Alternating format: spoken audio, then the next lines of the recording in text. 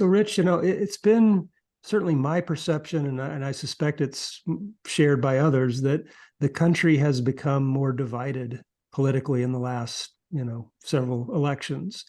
And, I sort of view the world as, and perhaps incorrectly, that maybe a third of the population is liberal, Democrat, progressive, and a third is conservative, libertarian, Republican. And then you have sort of this swing group in the middle. Now, the one thirds may not be precise, but the notion is that you have the left and the right, and the folks in the middle who self-identify as independent, or they maybe go back and forth.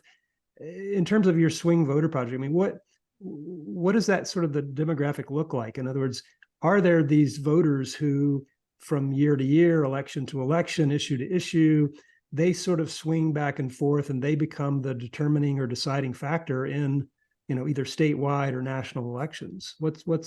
How does that actually play out? So it plays out in that the people we're talking about, and there are various estimates as to how many of them there are in total. And it also depends on how you define a swing voter. I use a pretty narrow definition, which are people who went from Trump to Biden. Clearly, you could be a swing voter in other ways with other characteristics of persuadability.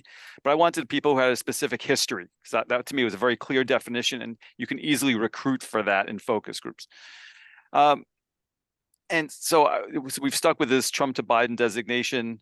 And to me, I think it's an important way of looking at this sliver of people who moved and to try to understand why they moved. That's, again, as a qualitative researcher, I'm interested in asking the question, why?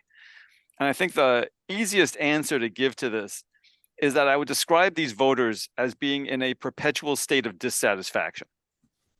And they are sort of the political version of serial monogamists.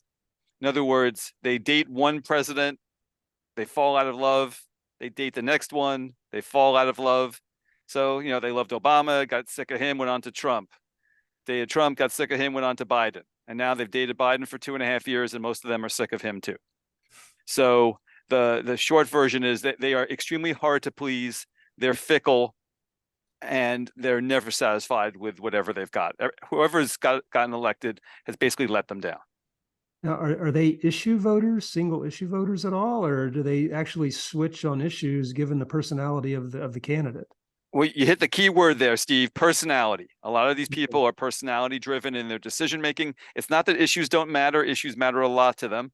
And I would tell you, given what Concord does as an organization, that the economy and inflation are key issues for a lot of these people. When I ask them their number one issue, which is what I do in each month in the focus groups, the plurality of respondents will tell me, and some months it's the majority, that inflation and or the economy are their top issues.